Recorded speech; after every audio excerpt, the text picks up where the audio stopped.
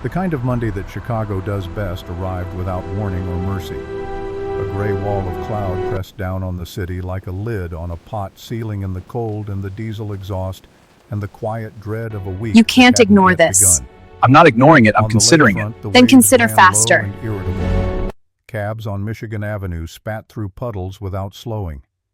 The city moved the way cities move when they want to remind you they were here long before you and will be here long after. On the 50th floor of Atlas Global Tower, none of that mattered. Up here the world was glass and steel and recycled air, and the particular silence of a building that knows it costs more per square foot than most people earn in a month. The conference room designated Atlas 7 occupied the northeast corner, floor-to-ceiling windows on two sides, a mahogany table long enough to land a small aircraft, and 14 leather chairs arranged with geometric precision. 8 of those chairs were occupied. At the head of the table, Victoria Shaw sat with the stillness of someone who had learned long ago that movement signals weakness. 51 years old, silver-streaked hair pulled back with surgical severity, a charcoal blazer that probably cost more than most people's monthly rent. Victoria had built Atlas Global from a 2-room import consultancy into a 48-country infrastructure firm by being, as one industry profile once put it, constitutionally incapable of losing. She had stared down sovereign debt crises, hostile takeovers, and a congressional subpoena. She had never, not once, been in a room where she did not understand what was being said. Until this morning. Across the table, the international delegation had arrived the previous evening from 4 continents. Heinrich Fischer, lead negotiator for a German infrastructure consortium, sat rigid in his chair, a man carved from expectation and impatience. Beside him, Yuki Tanaka from a Tokyo Development Authority watched the room with the kind of attentiveness that doesn't blink. Carlos Mendes, representing a Brazilian municipal coalition, had spent the last 40 minutes staring at his phone in a way that said he was calculating flight times. The remaining 5 delegates, representing interests from the Middle East, mainland, China, Korea, West Africa, and Eastern Canada, occupied a spectrum from politely confused to openly restless. $3.2 billion. That was the number at the center of the table, unspoken but present in every silence. A cross-continental infrastructure project. Data corridors, logistics networks, port development frameworks. The kind of deal that takes 18 months to mature and can collapse in a single morning if the right words fail to travel across the right cultural distance. Today the words were failing badly. The 12th interpreter, a sharp-faced woman from a translation agency on the Gold Coast, had just delivered her resignation from the assignment with remarkable dignity. She set her earpiece on the table, folded her hands, and said in a clear professional voice that carried the weight of someone who had already made peace with her decision. "I'm not confident I'm serving this negotiation well. I'd rather be honest about that now." No one argued with her. The woman stood, gathered her tablet and briefcase, and walked out with the posture of someone who had chosen integrity over a paycheck. The door closed behind her many times heavier than its actual weight. Victoria studied the remaining faces across the table. Heinrich Fischer was checking his watch with the pointed theatricality of a man who had reserved the gesture for precisely this moment. Carlos Mendes had stopped staring at his phone and was now staring at the ceiling, which was worse. She turned to Robert Hayes, her head of operations, who stood at the back wall like a man waiting for a verdict. "Find me another interpreter." Robert's expression did not move. That was the last one. The room absorbed this. Somewhere in the mechanics of the building, air moved through ducts. Outside, the city carried on its commerce, indifferent to the $3.2 billion bleeding out in a conference room 50 stories above street level. At the far end of the table, Heinrich Fischer spoke. His English was precise, deliberate, and currently carrying all the warmth of a February wind off Lake Michigan. "I have a call scheduled with Frankfurt at 11:30. If this negotiation is not substantively progressing by that time, I will inform my principals that the partnership is not viable." Victoria held his gaze. "I understand. I do not believe you do."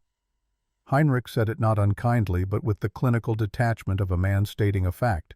We came a very long way to be misunderstood. The service corridor outside Atlas 7 was not designed for human contemplation. It was designed for mops, supply carts, electrical junction boxes, and the quiet movement of people who weren't supposed to be noticed. A strip of fluorescent lighting ran overhead. The carpet was industrial gray, the kind that shows nothing and forgives everything. Marcus Reid had been working this corridor since 6 that morning. He was 34 years old, though he looked on most mornings like a man who had been 34 for a very long time. Not old. The word wasn't right.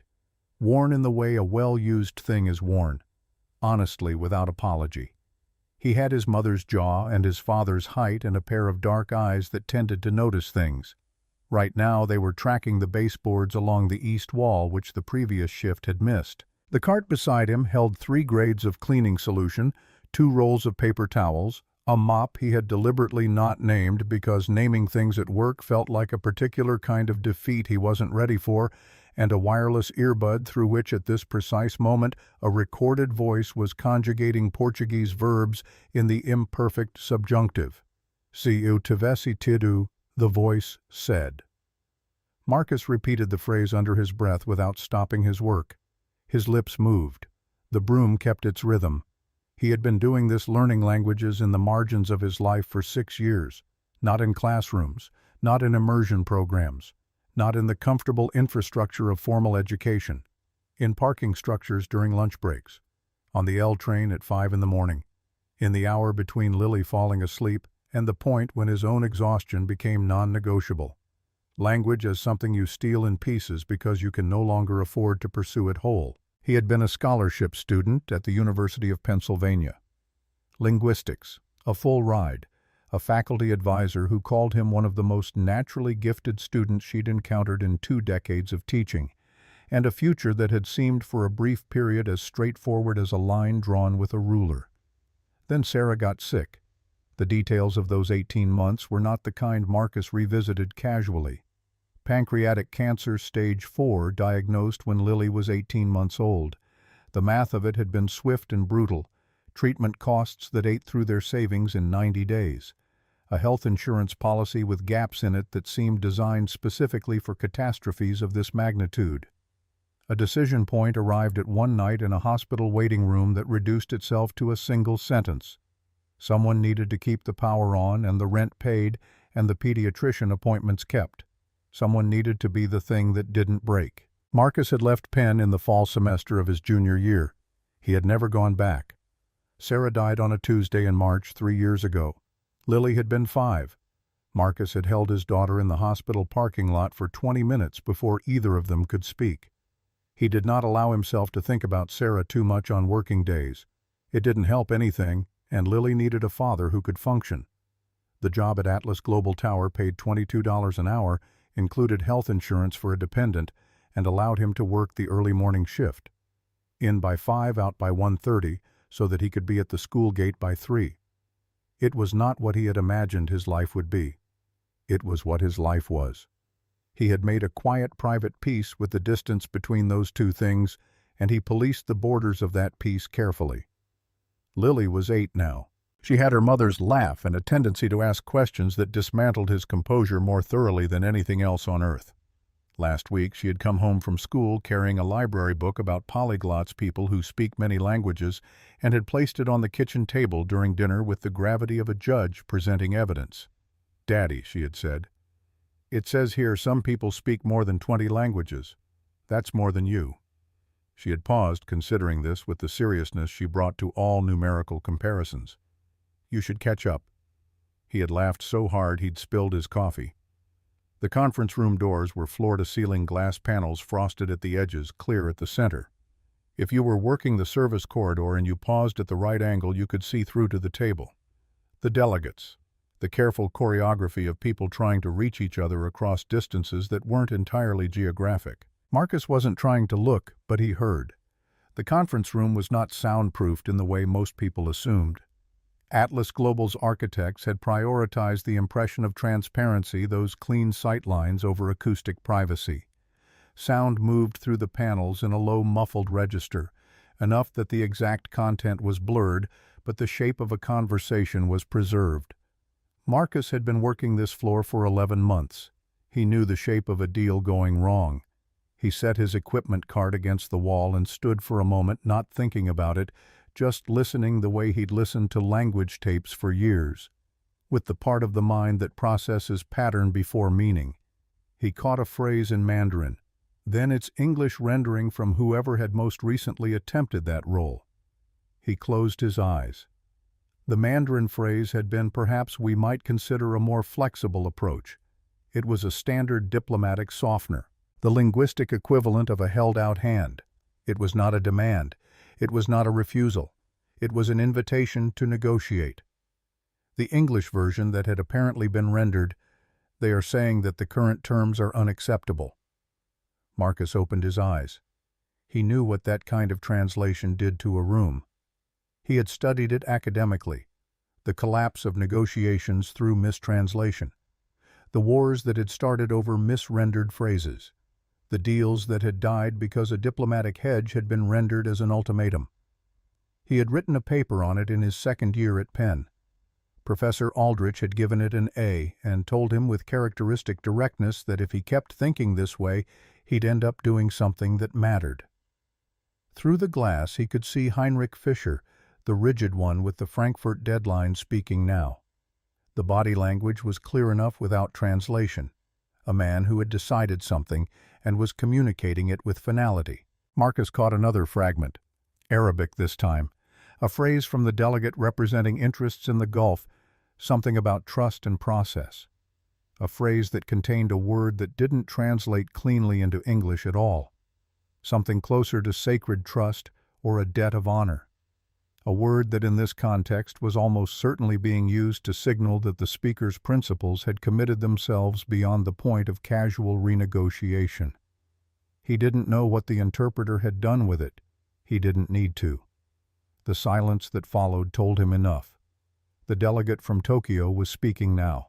Her voice was low, careful, each sentence constructed with the kind of precision that Marcus recognized as the formal register that certain languages use for interactions of extreme social significance.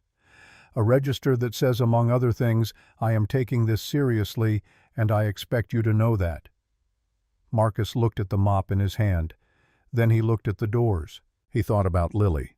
He thought about the health insurance card in his wallet, the one that had paid for Lily's ear infection in January and her asthma prescription and the follow-up appointment with the pediatric specialist at Rush that had cost before insurance $800. He thought about the mortgage on the apartment in Lincoln Square that was $300 a month cheaper than any other neighborhood where Lily's school was rated above 7 out of 10.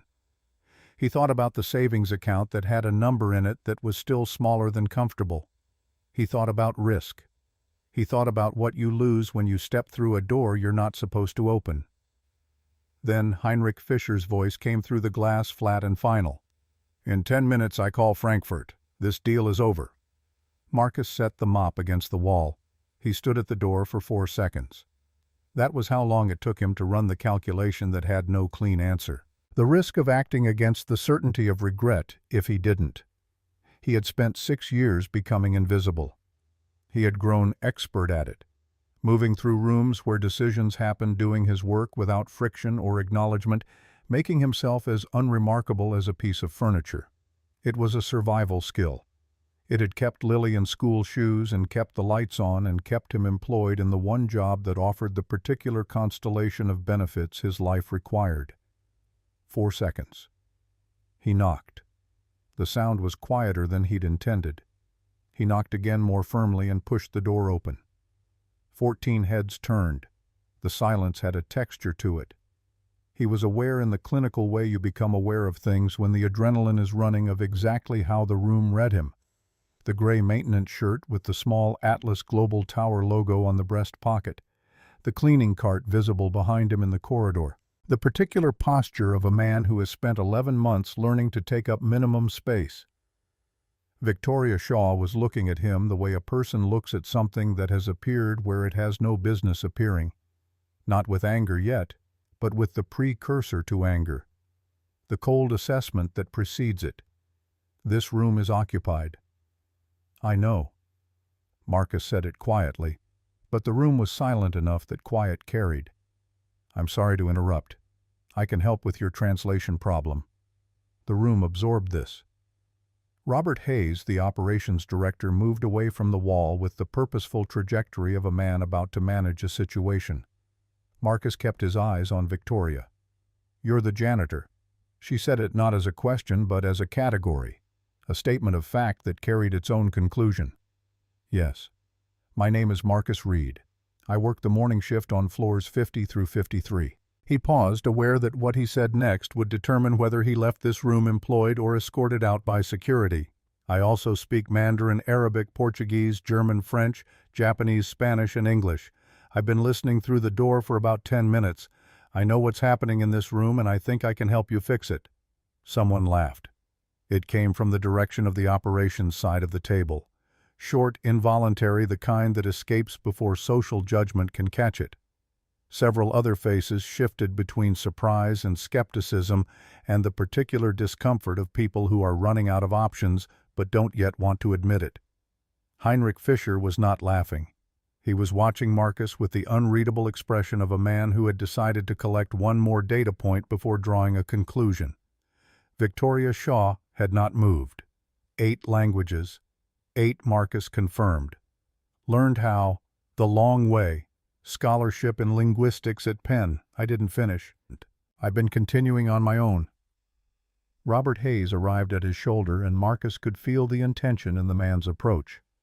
"Mr. Reid, I think—" "Let him speak." It was Yuki Tanaka, the delegate from Tokyo.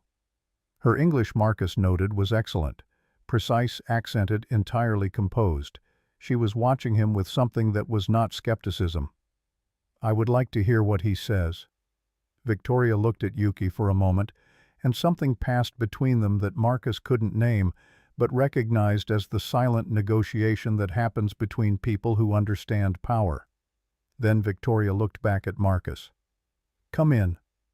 Marcus stepped through the door and stood at the near end of the table, not taking a seat.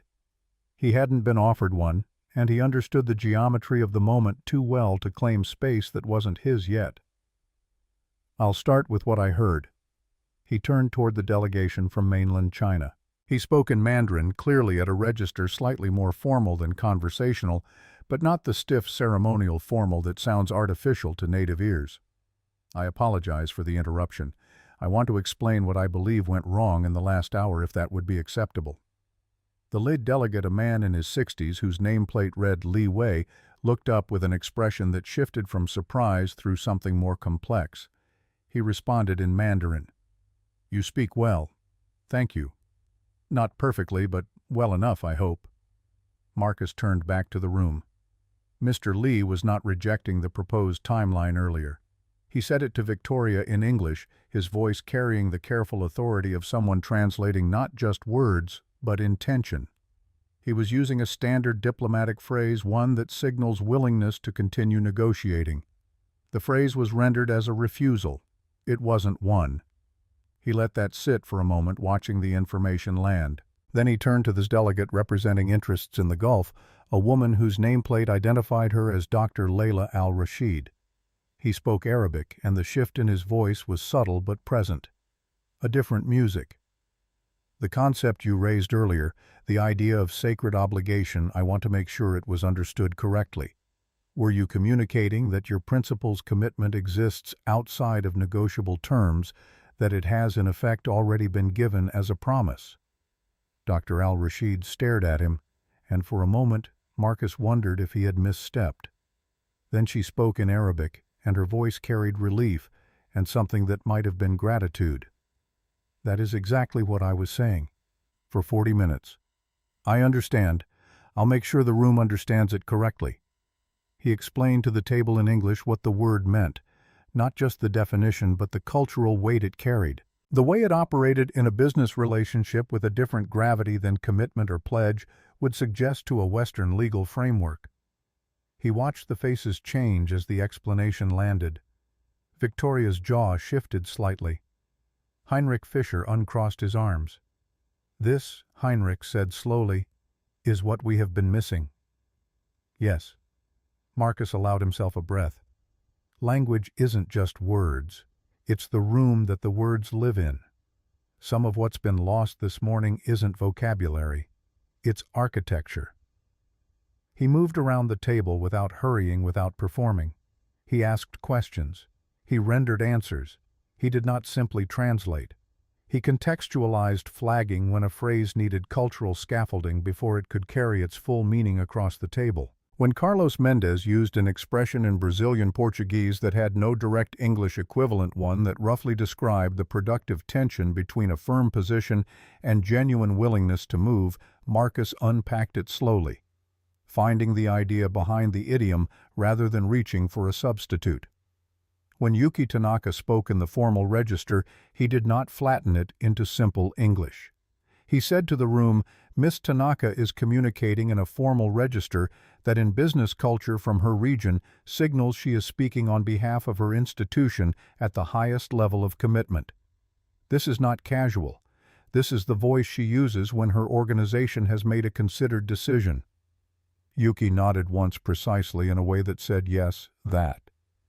The room's temperature changed in the way rooms change when the air pressure finally equalizes. Not dramatically, not with fanfare, but with a kind of collective exhale, a release of something that had been held too long. Robert Hayes from the back wall was watching Marcus with an expression that had moved a long way from its starting point. Victoria said nothing for a long time. She was taking notes. The next 2 hours moved differently. The core problem, it turned out, had not been the deal itself. The terms were substantially compatible. Atlas Global and its international partners wanted the same things in different vocabularies. The payment phasing that had seemed like a deadlock was in fact a misread of what the Brazilian coalition actually required. Not a different schedule, but a different framing of the schedule. One that preserved a specific form of domestic political accountability that didn't translate into standard contract language used in North American firms. Marcus found the framing. The regulatory dispute with the German consortium was not a dispute about regulation. It was a dispute about who bore the risk of regulatory change. A distinction that in German engineering practice has a specific doctrinal history that shapes how contracts are written.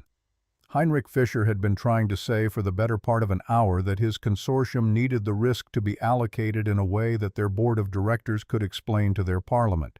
This was not unreasonable. It was just untranslated. Marcus translated it. At some point in the second hour, Heinrich Fischer stopped checking his watch. He made the call to Frankfurt at 11:15. It was not the call he had been about to make.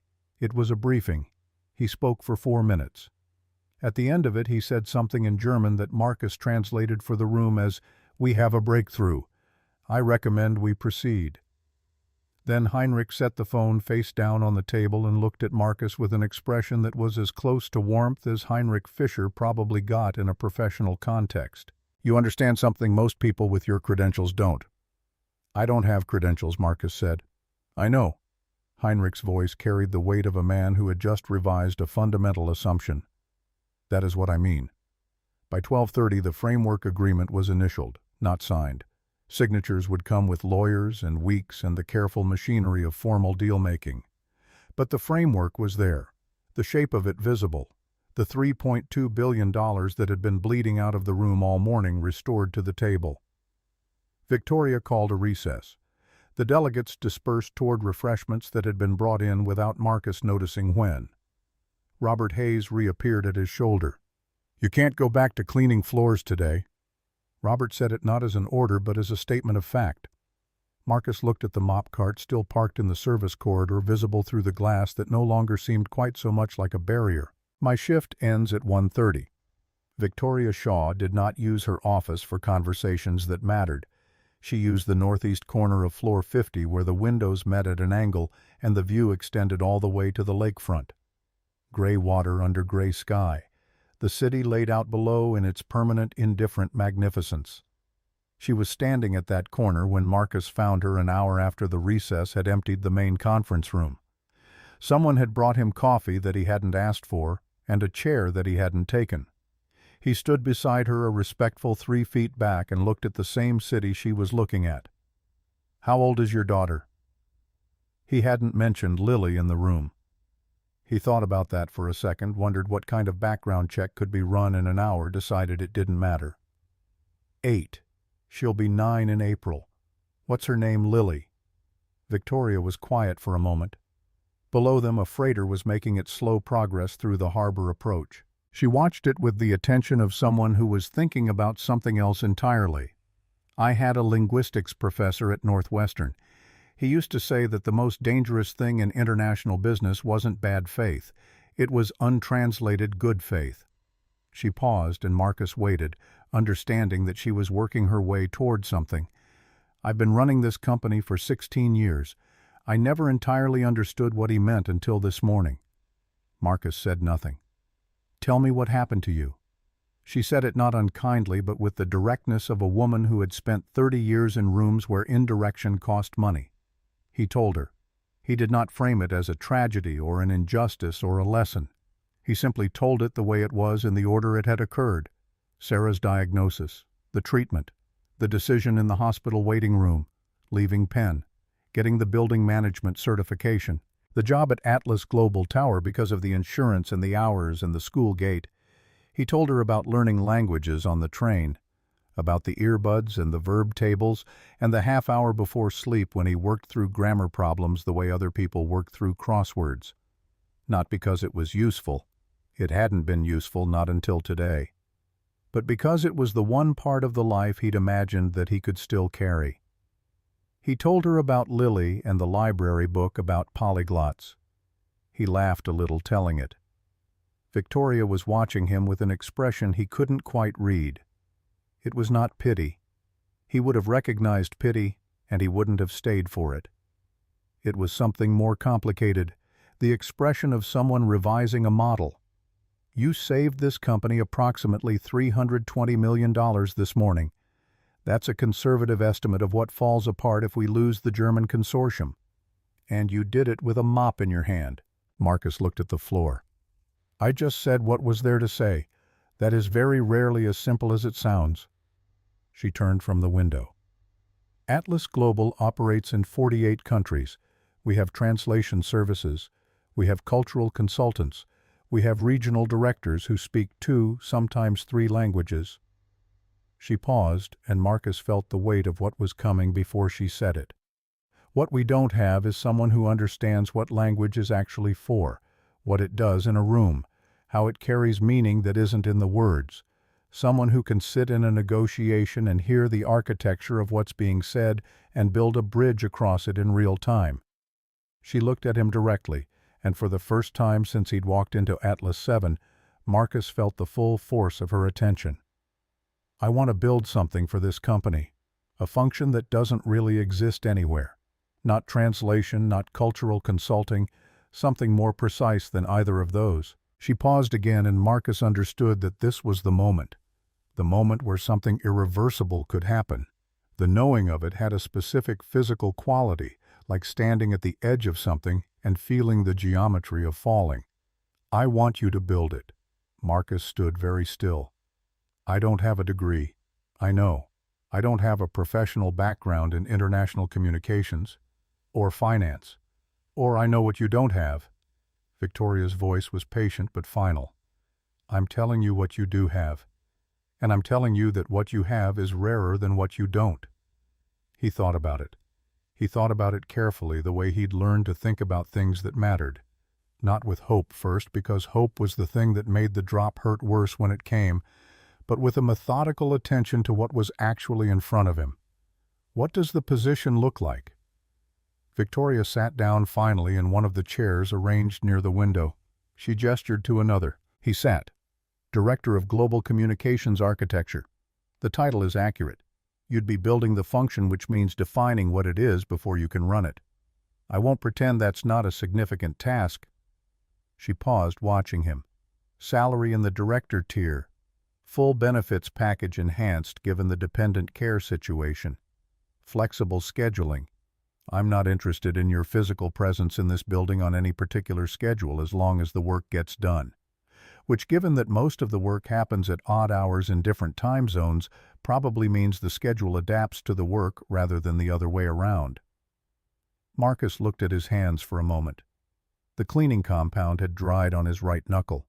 He hadn't noticed until now. "I'd need to finish my degree." Victoria nodded as if this was obvious. "We have an education benefit. You'd be enrolled before the end of the month if you want to be. Penn has an online completion program for former students. I had Robert look it up while you were finishing in the conference room." Something moved in his chest. He pressed it down, held it at arm's length, examined it for what it was. "I need to talk to Lily." Victoria's expression shifted just slightly in a direction he hadn't expected. Softer for a fraction of a second, then composed again. "Of course. Take the afternoon." The school was 4 stops on the Red Line and 3 blocks east. A building made of yellow brick that had been teaching children since 1931 and had the particular atmosphere of places that have absorbed a great deal of human effort and remember it. Marcus arrived at the gate at 3:10, 7 minutes before dismissal, and stood among the other waiting parents with the strange doubled awareness of a man who has had a day he hasn't yet processed. He saw Lily before she saw him. She was moving through the gate in the focused, purposeful way she had. A small person who had decided where she was going and was getting there. Her backpack enormous relative to her frame, her dark hair escaping its braid in the way it always did by afternoon. She was talking to her friend Sophie, making a point with her hands, and then she looked up and saw him, and her face changed the way Lily's face changed when she was happy. Wholly immediately, without any of the protective distance adults develop. She ran the last 20 feet. Daddy Sophie says that dolphins have names for each other like actual names. Is that true? It might be. He caught her feeling the solid weight of her against him. Scientists think they use signature whistles. That's a language. Lily said it with great satisfaction. He took her to the coffee shop on Leland, where she always ordered hot chocolate and a cookie that was technically too large to eat in one sitting and always ate in one sitting. He watched her arrange her cookie and her backpack and her library book on the table with the organizational intensity she brought to small things, and he thought about what he was going to say and how. "I want to tell you something that happened today." Lily looked up. She read faces the way she read everything, quickly and with attention. "Something good." "I think so." "I'm still deciding." He told her in the version that an 8-year-old needed, that there had been a problem at work, a big important meeting where people couldn't understand each other, that he had helped because he spoke their languages, that the woman who runs the company had offered him a different kind of job because of it. Lily listened without interrupting, which was unusual. She was eating her cookie in small, precise bites, and she was looking at him with the expression she used when she was assembling information. When he finished, she said, "A job using your languages." "Yes." "Not cleaning." "Not cleaning." She put her cookie down. She looked at him with the full, unfiltered attention that children have before they learn to divide it. "Daddy, I knew you were the smartest person." He laughed. It was the real kind. The kind that starts in the chest and comes out before you've had a chance to moderate it. A few people at nearby tables looked over and looked away again, as people do when they've accidentally witnessed something private. "You didn't know. You hoped." Lily considered this seriously. "That's the same thing." He looked at his daughter. This entirely specific person who had arrived in his life as a 9-pound fact and become in 8 years the most reliable argument he had that things meant something. And he thought about what it costs to wait and what it costs not to. "I'm going to take the job." Lily picked up her cookie. "Obviously." He called Victoria from the coffee shop. She picked up on the second ring. "I'll take it." A pause. Then, "Good. Be in my office at 8 tomorrow." Not the service corridor. The main elevator. He walked Lily home through the early March dark. The city running its usual commerce around them. The lakefront wind cutting down the side streets the way it does in Chicago when it wants to remind you it is not finished with you. Lily held his hand and talked about dolphins and signature whistles and whether fish had languages and whether if they did, a person could learn one. Probably, Marcus said. Given enough time. How long, I don't know.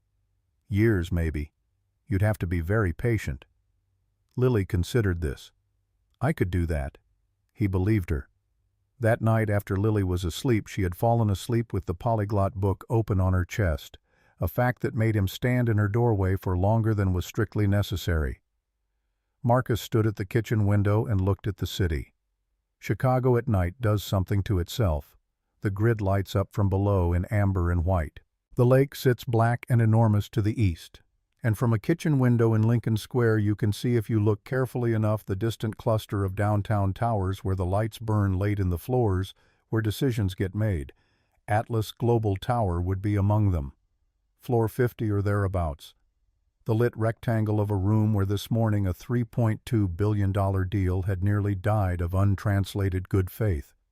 He thought about the distance between that window and this one. He thought about the 11 months of service corridors, the earbuds, the verb tables on the train, the hour before sleep when he worked through grammar the way other people pray. Not expecting an answer exactly, but keeping the practice alive, because something in him had decided that the practice mattered even when it seemed to serve no function, even when he was the only one who knew it was happening. There is a specific kind of loneliness in being more than you appear to be. Marcus had lived inside it for 6 years, and he had made his peace with it the way you make peace with things that aren't going to change. But tonight it occurred to him, standing at the kitchen window, that the peace he'd made had been a temporary accommodation, the kind you negotiate when a better option isn't visible. Not a surrender, a waiting. He thought about Sarah. He allowed himself to do that tonight, which he didn't usually. He thought about what she would have said. She had been precise and funny and relentlessly unsentimental. A woman who believed that the universe owed nobody anything but that people owed each other everything. And she had known in the way she had known things that he would figure it out. She had told him that near the end, not in the abstract, inspirational way people say such things, but specifically. She had looked at him in that hospital room and said, "You're going to be so much more than this moment, Marcus." And he had not been able to speak. And she had laughed, which was very Sarah. He'd been more than that moment for about 11 hours now. He stayed at the window until the cold from the glass worked its way through. Then he went to bed. Tomorrow, the main elevator. Victoria's office door was unlocked when Marcus arrived at 7:52 the next morning. He'd been on the 42nd floor before twice, both times to replace a burnt-out bulb in the executive restroom. The hallway smelled different up here. Not cleaning solution and recycled air, but something harder to name. Money, maybe, or the particular silence that money buys. The receptionist, a woman named Karen, whose face Marcus recognized but whose name he'd learned only this morning from the placard on her desk, looked up as he approached. She smiled with the practiced warmth of someone whose job is to make people feel expected. "Mr. Reid, Ms. Shaw is waiting for you." He'd never been acknowledged at this desk before. 11 months of walking past it in his maintenance uniform, pushing a cart, existing in that peculiar state of functional invisibility that service workers occupy in corporate buildings. The shift in her gaze, the way she tracked him now as a person rather than as furniture, felt like crossing a border without papers. Victoria was pouring coffee from a French press when he entered. She gestured to the chair across from her desk without preamble. "First things first, your office is 3 doors down. Robert set up your computer email building access. Your title is Director of Global Communications Architecture. Your direct report is to me." She slid a coffee cup across the desk. He took it, felt the heat through the ceramic. "Second thing, you're going to feel like an imposter for the first 3 months. Everyone does when they jump 4 levels at once. Ignore that feeling. I didn't hire you because you fit the role. I hired you to create the role." She opened a folder, removed a single sheet of paper, set it in front of him. A number was written at the top. 185,000. Annual salary. Benefits start immediately. Education reimbursement up to 15,000 per year. You'll need to submit your Penn enrollment by the end of the month to access that. Marcus looked at the number. It was 4 times what he'd made last year. 4 times what he'd make this year if he stayed in maintenance. The math of it was simple and devastating. Lily's asthma medication without rationing, the specialist appointments without calculating which ones could be delayed, a savings account that could survive an emergency. He set the paper down carefully as if it might combust. Now the hard part. Victoria's voice shifted, took on an edge. You're about to enter a world where people will question your credentials, your background, your age, your lack of MBA. Some will do it to your face. Most will do it behind your back. I understand. I'm not sure you do. Yesterday you were invisible. Today you're very visible. And visibility in a corporate environment comes with a target. She handed him a second folder. He opened it. 6 names, titles, photographs. Professional headshots that all carried the same quality of expensive dental work and careful lighting.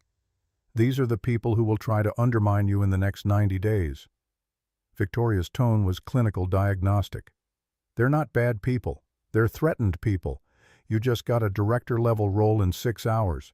They spent 15 to 20 years climbing to where they are. In their minds, you didn't earn it. How do I handle them? You do the work so well they can't deny it. And you remember that I didn't ask their permission to hire you. His office was smaller than Victoria's, but still larger than the apartment's living room. A window facing west over the Chicago Loop. A desk that looked like it had been carved from a single piece of walnut. A nameplate that read, Marcus Reid, Director of Global Communications Architecture. He stood there for 30 seconds looking at his name in brushed steel letters before he sat down. The computer was already logged in to an email account that had his name in the address. 23 messages waiting. The first was from Robert Hayes, subject line, welcome aboard. The second was from someone named David Pritchard, subject line, looking forward to working together. He opened Victoria's message first. It was brief. Write me a memo by end of day. 3 pages maximum. What is this function? What does it do? What does success look like in 6 months, 12 months, 24 months? He spent 3 hours on it. Writing, deleting, rewriting. The cursor blinking at him like an accusation. By noon he had 2 pages that felt true and a 3rd page that felt like guesswork. He sent it at 12:03 and immediately wanted to call it back. Victoria's reply came 7 minutes later. Good. Now go hire your team. The cafeteria on the 3rd floor was the same room where he'd eaten lunch for 11 months, usually alone, usually quickly, always aware that his 30-minute break was burning down and the afternoon shift was waiting. Today he took a tray and got in line behind a woman in a suit that probably cost more than his first car. The security guard at the entrance, Jerry, caught his eye as he passed, gave him a nod that contained more information than a conversation. Word travels fast in buildings like this. Invisible people see everything. Marcus found a table near the window. Within 2 minutes, Robert Hayes appeared with his own tray and sat down across from him without asking. Mind if I join you? Please? Robert was quiet for a moment, working through a salad with the mechanical efficiency of a man who'd learned to eat while thinking about other things. I owe you an apology. Marcus looked up. For what I've walked past you in that service corridor maybe 200 times in the last 11 months. Never said hello, never acknowledged you. Yesterday I was about to throw you out of that conference room. He paused, and Marcus saw something in his face that looked like genuine regret. Then you spoke 8 languages and saved a $3 billion deal, and I realized I'd been looking right through someone extraordinary for a year. You weren't the only one. No, but I'm the director of operations. I'm supposed to notice things. Robert pushed his salad aside, leaned forward slightly. One piece of advice, if you'll take it. Please.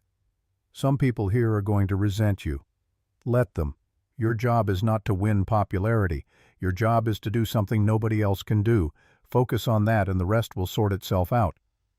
At 2 o'clock there was a knock on his door. Marcus looked up from the research he'd been doing on potential team members to see a man in his early 50s, expensive suit, Harvard-class ring, standing in the doorway with the posture of someone who owned the space he occupied.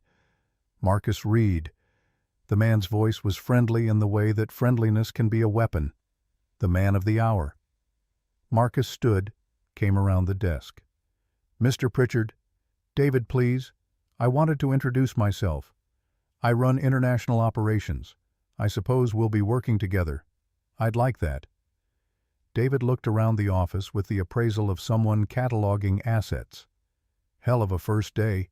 Yesterday you were mopping floors, today you're a director. Must feel like winning the lottery. The tone was congratulatory on the surface. Underneath it was something else, something that sounded like a man reassuring himself that what had happened to Marcus was luck rather than merit. It feels like an opportunity I need to prove I deserve. David's smile didn't change. Well, if you need any guidance on how things actually work around here, my door's open. I've been doing international negotiations for 15 years. Happy to share some institutional knowledge. I appreciate that. I'm sure I'll have a lot to learn. I'm sure you will. David turned to leave, paused in the doorway. Oh, one more thing. Welcome to the floor. We're a tight group up here. People who've put in the time. He said it pleasantly enough, but Marcus heard the message underneath. You don't belong yet. You might never belong. We'll be watching. After David left, Marcus sat at his desk and pulled up the list Victoria had given him. David Pritchard's name was third on it. By 3:10, he was on the red line heading south. The train was half empty at this hour, the afternoon shift not yet started, the morning commuters long since dispersed into their offices and factories and retail jobs. He sat by the window and watched Chicago scroll past neighborhood by neighborhood, the city reshaping itself block by block. He thought about the meeting he'd just left, about Robert's apology and David's warning, about the way visibility changes the quality of air in a room, about how yesterday he could move through Atlas Global like water unnoticed, frictionless. How today every step carried weight. Lily was already at the gate when he arrived 5 minutes early. She saw him and her face did that thing it did, that transformation from serious concentration to pure, unguarded joy. She ran to him with her backpack bouncing against her shoulders. "Daddy, how was your first day being important?" He caught her, lifted her, slightly set her down. "I don't know about important, but it was different. Different good or different scary. Both." They walked to the coffee shop without discussing it. It had become their place over the past year. The place where the day transitioned from his world to hers, where he could leave the weight of work at the door and focus on the only thing that actually mattered. Lily ordered her hot chocolate and her 2 large cookie, arranged her things on the table with the care of an architect planning a city. Then she looked at him with those eyes that were Sarah's eyes, sharp and searching. "Daddy, do you have a big office bigger than our kitchen? Do you have a secretary?" "No secretary, but I have a computer and a phone and a nameplate with my name on it. Can I see it this weekend? I'll bring you to the office. You can see where Daddy works now." Lily was quiet for a moment, eating her cookie in those precise small bites. "Then, Daddy, are you going to change?" He stopped mid-sip of his coffee. "What do you mean, Sophie at school? Her dad got a big job last year. Now he's always on his phone and he doesn't come to her soccer games anymore." Marcus set his cup down, pulled his chair closer to hers, looked at her directly. "Lily, listen to me. I will never be too busy for you. That's a promise. If this job ever asks me to choose between it and you, I choose you. Every time. Promise, promise." Her face relaxed and she went back to her cookie with the crisis averted. But Marcus felt the weight of the promise settle into him. Felt how easily promises like that could break under the pressure of ambition or necessity or simple exhaustion. That evening, after Lily was asleep, he sat at the kitchen table with his laptop open to Penn's website. The Adult Completion Program. 8 courses, all online, all asynchronous. He could finish in 18 months if he took 2 courses per semester. 2 years if he took 1 at a time. He filled out the application, uploaded his transcript from 6 years ago, wrote a brief statement explaining his departure and his desire to return, submitted it at 11:43, 3 minutes before he'd promised himself he'd go to bed. The confirmation email arrived instantly. The acceptance letter took 3 days. Week 2 started with Victoria forwarding him a list of upcoming negotiations. 14 in the next 6 months, spread across 8 cities, all domestic. Dallas, Miami, Seattle, Boston. She'd attached a note, pick 2, shadow the leads, learn the rhythm. He chose Dallas and Seattle, sent confirmation emails, got replies within an hour, both cordial, both containing the subtext of, "Why is a maintenance worker sitting in on my negotiation?" By Thursday, he'd made his first hire. Dr. Rebecca Lynn, 38, cultural anthropologist from the University of Chicago. He'd found her through a paper she'd published 2 years earlier on silent contracts in commercial negotiation. The way cultural context shapes what can and cannot be said directly. They met for coffee in Hyde Park. She was skeptical at first, defensive about her academic work being reduced to corporate consulting. But when he explained what had happened in Atlas 7, when he walked her through the Amana moment and the Kago moment, and the way $3 billion had nearly evaporated because no one understood the architecture beneath the words, her resistance shifted into something that looked like intellectual hunger. "You're talking about applied anthropology at the highest stakes level." "Yes." She stirred her coffee, thinking. "I'm in, but I need to finish my current research project first." 2 months. 2 months is fine. His second hire came through a referral from Robert Hayes. Clara Whitfield, 33. Robert's administrative assistant for the past 4 years. Robert pulled Marcus aside one morning and asked with the awkwardness of a man admitting to blindness, "Did you know Clara speaks Polish and Ukrainian?" Marcus didn't. "She's been doing informal translation for my team for 2 years. No extra pay, no recognition. I didn't even think about it until you showed up and made me realize what I'd been missing." Marcus interviewed Clara in her cubicle on the 38th floor. She was nervous, fingers drumming against her desk, eyes darting between him and the work she'd clearly been pulled away from. "I don't have a degree in communications. Neither do I. I'm not a certified translator. Neither am I." "Then why are you asking me?" "Because you've been solving problems nobody acknowledged for 2 years. And because you speak 3 languages fluently, and you understand what it means to be invisible in a building where visibility is currency." Clara stared at him for a long moment. "When do I start?" "Monday if you want." "Associate Director of Eastern European Communications." Her hands stopped drumming. "You're serious?" "Completely." She laughed short and disbelieving. "Okay. Okay. Yes." Week 4 brought the crisis. It started with an email from Victoria at 4 in the afternoon on a Tuesday. Subject line, urgent. Body text, my office. Now. He found her standing at her window, arms crossed, jaw set in the particular way that meant something expensive had just broken. "We have a problem. The negotiation in Dallas collapsed this morning." The Korean delegation walked out. Marcus felt his stomach drop. "I thought that was scheduled for next month." "It was. They moved it up. Our lead negotiator got food poisoning last night. We sent in his deputy. The deputy doesn't speak Korean. And the Koreans took it as an insult. They're flying home tomorrow morning. $450 million just walked out of a hotel conference room in Dallas." Victoria turned from the window, looked at him directly. "I need you to fix it. I've never led a negotiation." "I know. I don't speak Korean. I know that too." "Then how?" "You have Rebecca starting Monday. Robert tells me you hired someone who speaks Korean, and you have 72 hours to figure out how to salvage this."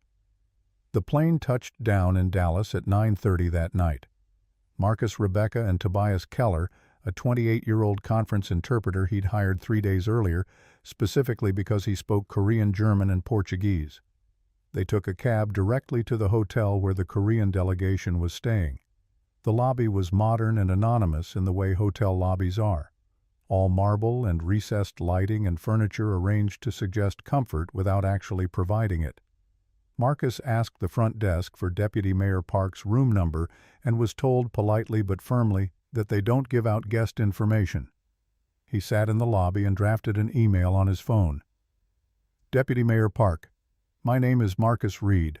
I am the Director of Global Communications Architecture for Atlas Global. I understand there was a significant misunderstanding this morning. I am here in Dallas with 2 members of my team to see if we can address your concerns.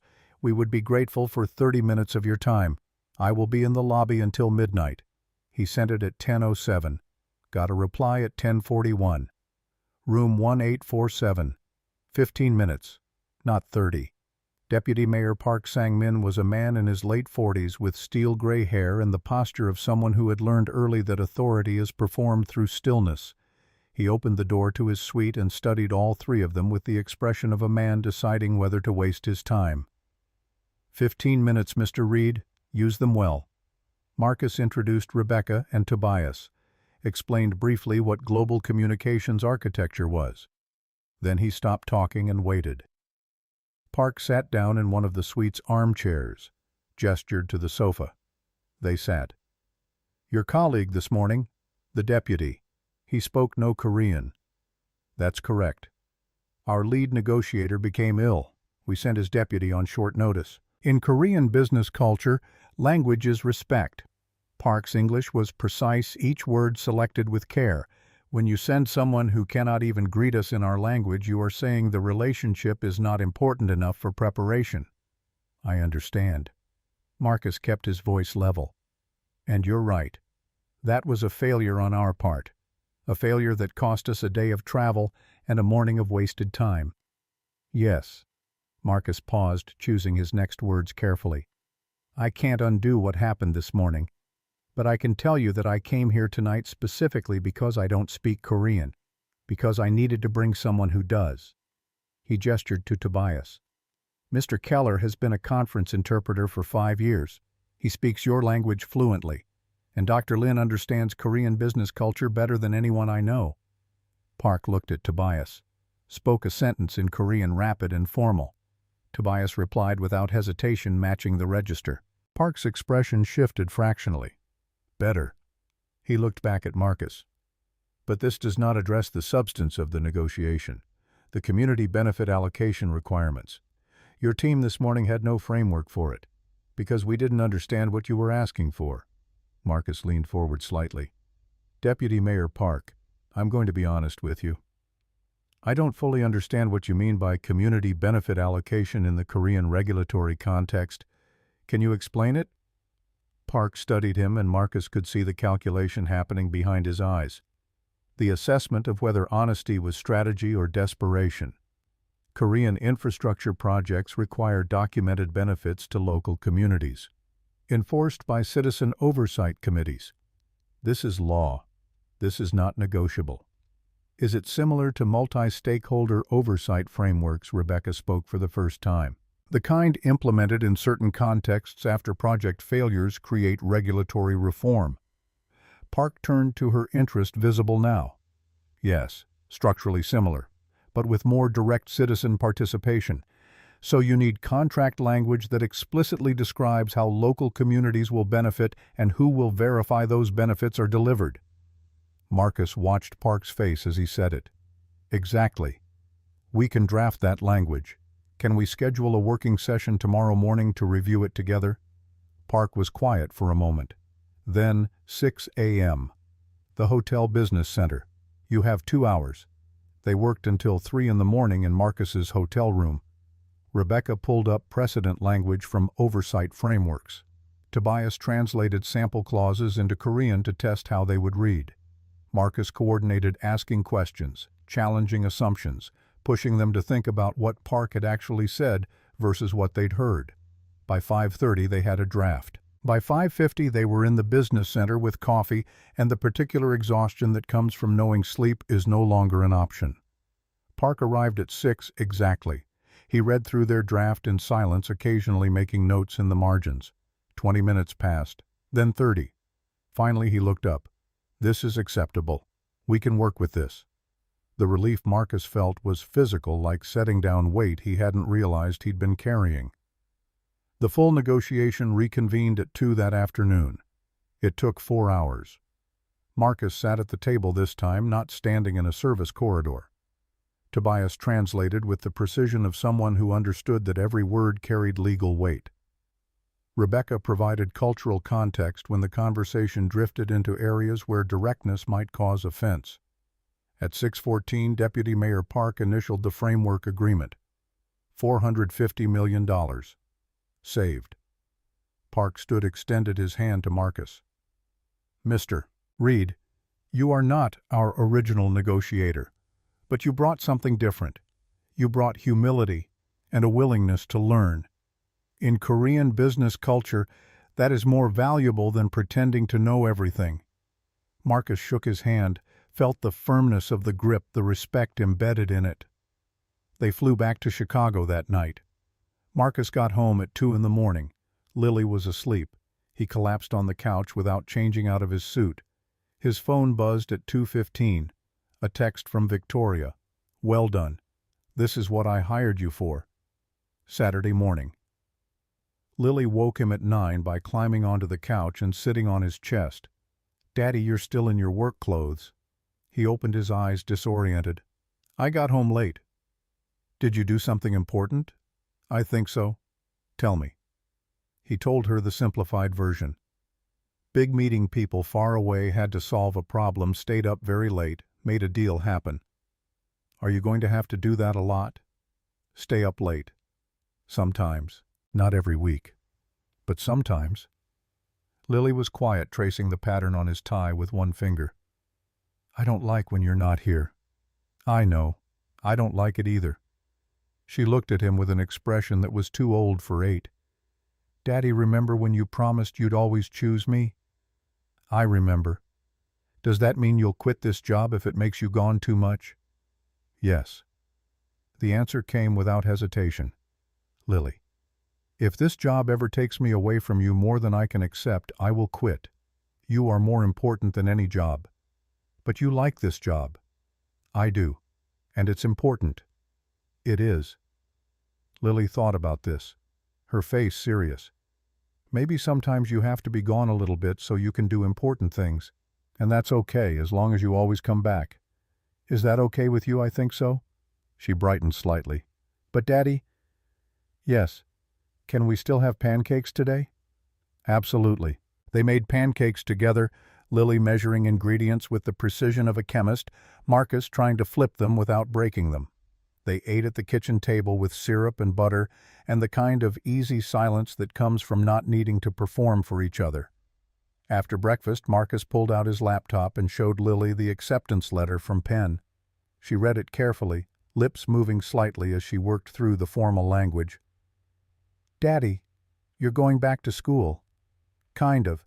I'll do it at night on the computer after you go to bed." "Will you get your degree?" "In about 2 years, yes." Lily looked at him with something that might have been pride. "I knew you would finish it someday." "You didn't know." "You hoped." She grinned. "Same thing." Monday brought the formalization. Victoria called a meeting of the senior leadership team, 20 people in the main conference room on 42. Marcus sat near the end of the table, aware of the eyes on him, aware that half the room was still trying to understand why a janitor was suddenly a director. Victoria stood at the head of the table and announced what everyone already knew. Global Communications Architecture was now an official department, budget of $2.4 million annually, authority to hire up to 15 people, mandate to support all high-stakes international negotiations. David Pritchard asked the first question, his tone carefully neutral, and reporting structure. "Marcus reports directly to me." Victoria said it with the finality of someone who would not be debating the point. The meeting continued for another hour. Discussion of integration points, resource allocation, success metrics. Marcus contributed when asked, stayed quiet when he could. Watched the room dynamics, who deferred to whom, who spoke, and who didn't. After the meeting, as people filed out, David approached him, extended his hand. "Congratulations on the formalization. I'll admit I didn't think you'd make it this far." "I was wrong." "Well done." Marcus shook his hand, surprised by the shift. "Thank you, David. I'd like to buy you coffee sometime. I could learn a lot from your 15 years of experience." David's expression changed, softened slightly. "I'd like that." Thursday morning. Thursday morning. By the end of the second month, Marcus had 6 people on his team. Rebecca and Tobias and Clara plus 3 others, a former State Department translator, a PhD candidate in comparative literature, a corporate lawyer who'd gotten tired of law and wanted to do something that felt more human. They met twice a week in the conference room Marcus had claimed on 42, worked through case studies, analyzed past negotiations that had failed, developed frameworks for identifying cultural friction points before they became deal breakers. Rebecca proposed a training program for Atlas Global staff, Cultural Intelligence Fundamentals, how to recognize when you're missing context, how to ask for help without seeming incompetent. They piloted it in March with 40 employees. David Pritchard sat in the back, arms crossed, for the first 30 minutes. Then he started taking notes. April brought the profile in Global Infrastructure Monthly. A journalist had gotten wind of the Dallas save and wanted to interview Marcus. He tried to decline. Victoria overruled him. "This is part of the job now, the public face of the function you're building. Do the interview." The journalist was a woman named Sarah Chen, no relation, who asked smart questions and didn't accept vague answers. They talked for 2 hours in Marcus's office. She asked about Penn and about the service corridor and about how it felt to go from invisible to visible in 24 hours. "It feels like I'm still catching up to myself," he told her honestly. The article came out 3 weeks later. Atlas Global's secret weapon communications architecture. There was a photo of him at his desk, looking more serious than he felt. Lily brought the magazine to school for show and tell. Called him that night to report that her teacher said he was inspiring. In May, Marcus enrolled in his first 2 Penn courses, sociolinguistics and advanced syntax. The work was harder than he remembered, or maybe he was more tired. He studied after Lily went to bed, laptop open at the kitchen table, reading papers about code switching and grammaticalization while the apartment settled into its nighttime sounds. One evening, a professor emailed him feedback on a paper about diplomatic mistranslation in the lead-up to the Iraq War. The note was brief but carried weight. "Mr. Reid, your analysis is exceptional. Welcome back." Marcus read it twice, then a third time. Then he closed his laptop and cried for reasons he couldn't entirely name. June brought Victoria's second offer. She called him into her office on a Thursday afternoon. The city visible through her windows, summer light turning the lake blue instead of gray. "I want to make you a VP, Vice President of Global Communications Architecture. Salary increases to $240,000. You'd have authority to license the methodology and build a training institute." A training institute. Why not? You're already teaching Penn students online. Why not teach corporate professionals? We could host 4 to 6 sessions per year, charge $15,000 per participant, generate revenue while spreading the practice. Marcus felt the familiar vertigo of opportunity presenting itself faster than he could evaluate it. "That's a bigger vision than I imagined." "That's because you're still thinking like you were 6 months ago. Think bigger. You didn't just save one deal, you created a new discipline. I'll accept on one condition." "Name it." "Hard boundaries. No work after 6 p.m. unless it's a genuine emergency. No more than 5 nights per year past 10. No more than 1 week of travel per month. And if Lily ever needs me, school event, doctor appointment, bad day, I drop everything. No questions asked." Victoria didn't hesitate. "Done." "Just like that, Marcus. You're the only person who can do this job. Which means we adapt to you, not the other way around. If I lose you because I burned you out, I lose everything you've built. I'm not stupid." September 15th arrived like a verdict. The $3.2 billion cross-continental data corridor deal, the one Marcus had saved in March, was ready for final signature. The ceremony was scheduled for Atlas 7. 17 representatives from 12 entities. Media present. Victoria in her element, orchestrating the performance of global commerce. Marcus wore a suit he'd bought with his first director paycheck. Sat at the table where 6 months earlier he'd stood in a maintenance uniform explaining what Amana meant. Heinrich Fischer made a speech. 6 months ago, this deal was dead. One man in a janitor's uniform saved it. Marcus Reid understood something we had all forgotten. That the greatest distance between people is not geography. It is the failure to understand what each other's words actually mean. The delegates signed in sequence. Cameras flashed. Handshakes were exchanged. Marcus found himself in several photos standing behind Victoria, visible. After the ceremony, Victoria pulled him aside. Private moment in her office while the delegates mingled over champagne. Marcus wasn't drinking because he needed to pick up Lily in 40 minutes. 6 months ago you were holding a mop. Today you're in the signing photos for the largest deal in Atlas Global's history. It doesn't feel real yet. It's real. Victoria paused, considering her next words. "And Marcus, I've been approached by 3 other firms asking if they can license your methodology. They want to build their own communications architecture divisions." "What did you tell them?" I told them I'd discuss it with you. Because if we license this, you need to be the one designing the training program, which means you'd be training people at competing firms. And you're okay with that. I'm more than okay. What you've built here isn't just valuable to Atlas Global. It's valuable to the entire industry. If we hoard it, we're thinking too small. Marcus left the office at 2:50, took the elevator down to the lobby where Jerry gave him the same nod he'd been giving him for 6 months now. The nod that said, "I always knew you had it in you." Lily was waiting at the gate, animated conversation with Sophie about something that involved a lot of hand gestures. She saw him and ran the last 20 feet. "Daddy, you're early. I have a surprise for you. What, we're going on a trip this weekend? We're Philadelphia. I want to show you where I went to college, where I learned about languages. Really.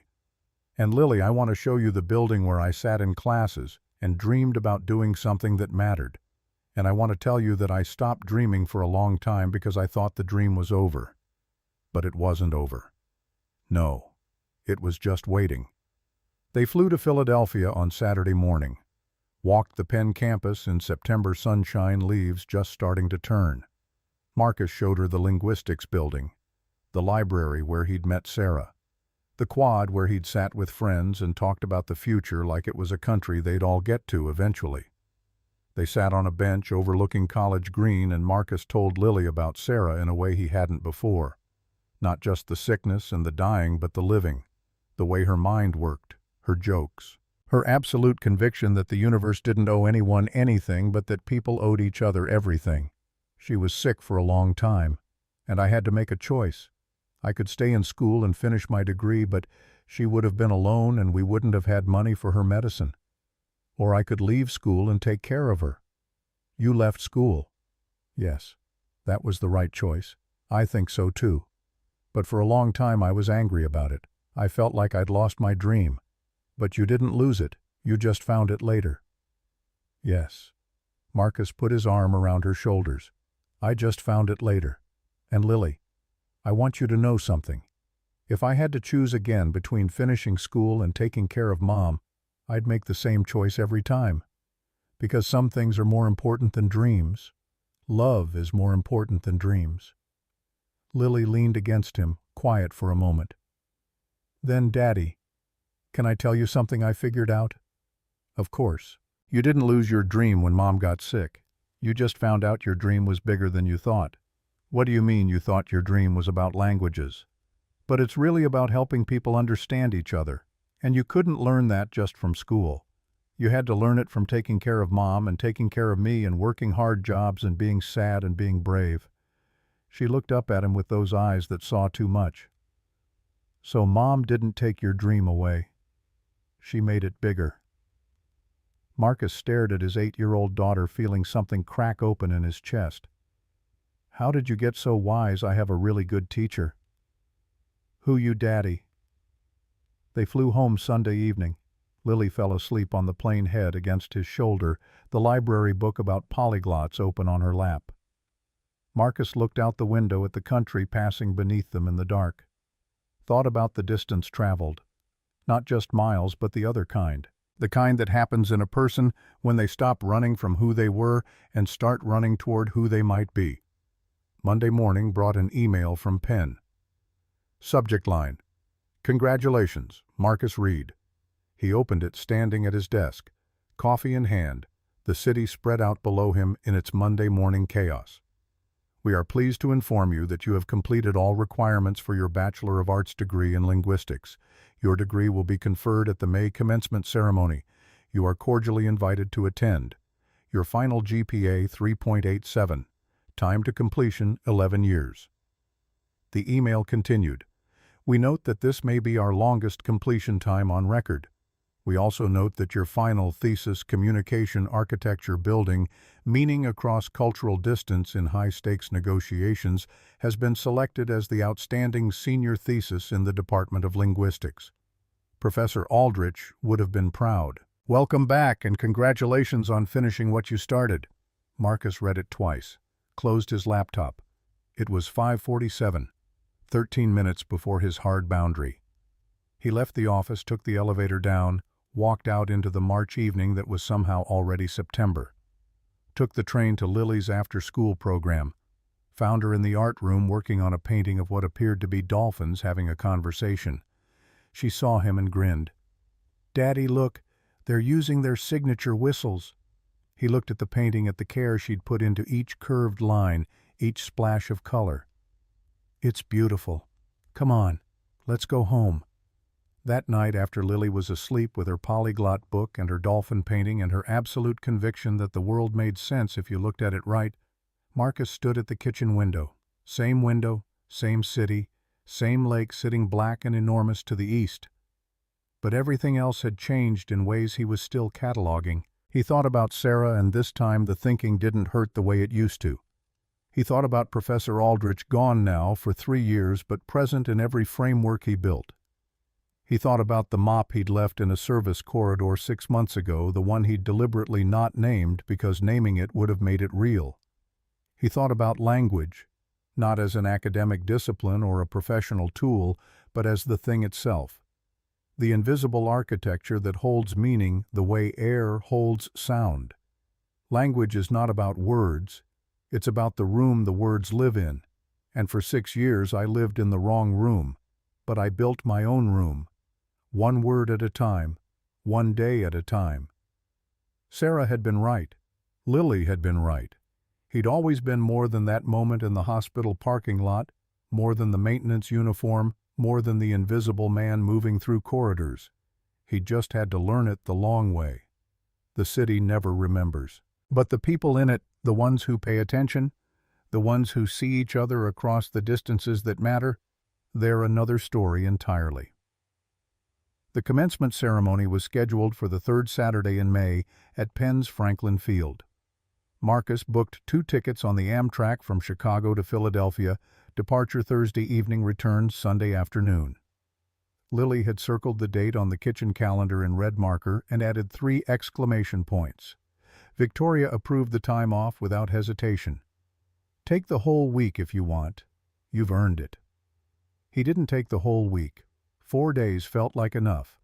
Felt like all he could afford without the anxious sensation that work was piling up in his absence, that deals were being mishandled, that the machinery he'd built would somehow grind to a halt without his constant supervision. Rebecca noticed. Called him on it during their Tuesday team meeting 2 weeks before graduation. "Marcus, you know we can function without you for 5 days, right?" Her tone was gentle but pointed. "That's what a good team does. It functions." "I know. Do you? Because you're checking email at 11 p.m. and responding to Slack messages on Saturdays. That's not sustainable." Tobias leaned forward, adding his voice. "She's right. You built this so it wouldn't depend on one person. Let it work the way you designed it." Marcus looked around the conference room. 6 faces watching him with varying degrees of concern.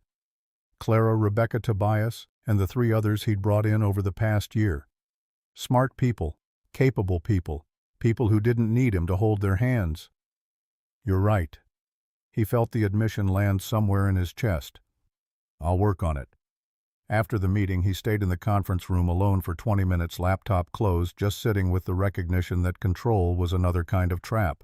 That building something good meant trusting other people to maintain it. That letting go was harder than holding on had ever been. The train left Union Station at 6:15 on Thursday evening. Lily had insisted on a window seat and spent the first hour with her face pressed to the glass, watching Illinois give way to Indiana, the landscape shifting from urban sprawl to farmland to something in between. Daddy. How long does it take a train to get to Philadelphia? About 18 hours. We'll sleep on the train and wake up there. Like an adventure. Exactly like an adventure. She fell asleep around 9, curled against him with her jacket as a blanket.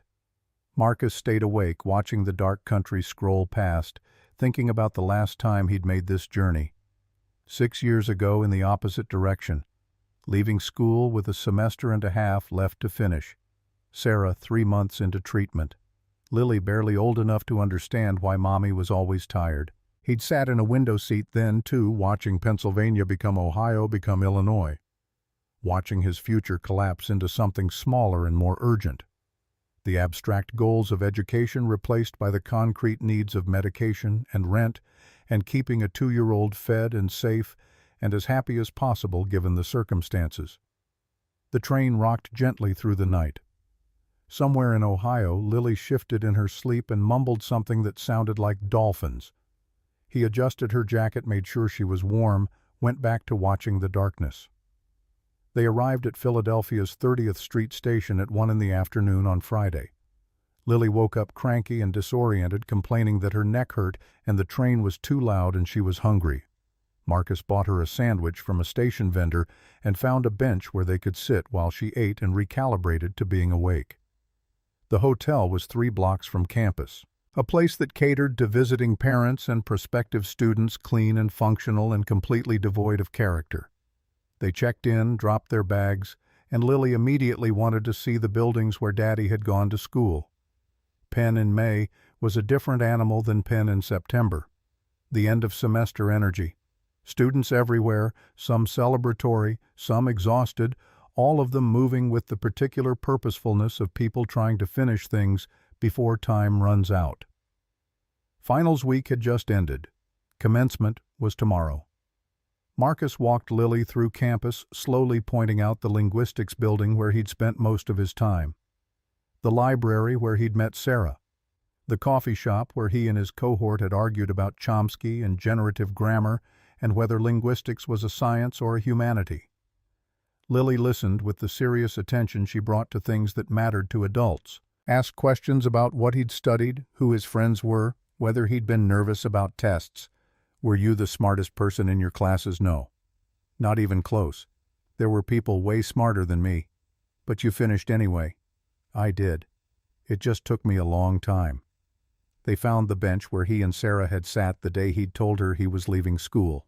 Same bench, same view of College Green 11 years later. The tree behind it had grown. Everything else looked exactly the same. Marcus sat down and Lily sat beside him, swinging her legs because her feet didn't quite reach the ground. Mommy used to sit here. Yes. We sat here a lot, actually. It was her favorite spot on campus. Because it's pretty. Because she said it reminded her that the world was bigger than whatever problem we were dealing with that day.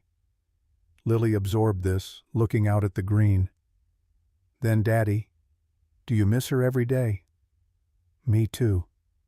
Lily's voice was small. I wish I remembered more about her. What do you remember? Her laugh. And she used to sing me a song about stars. I don't remember the words, just the tune. That's enough.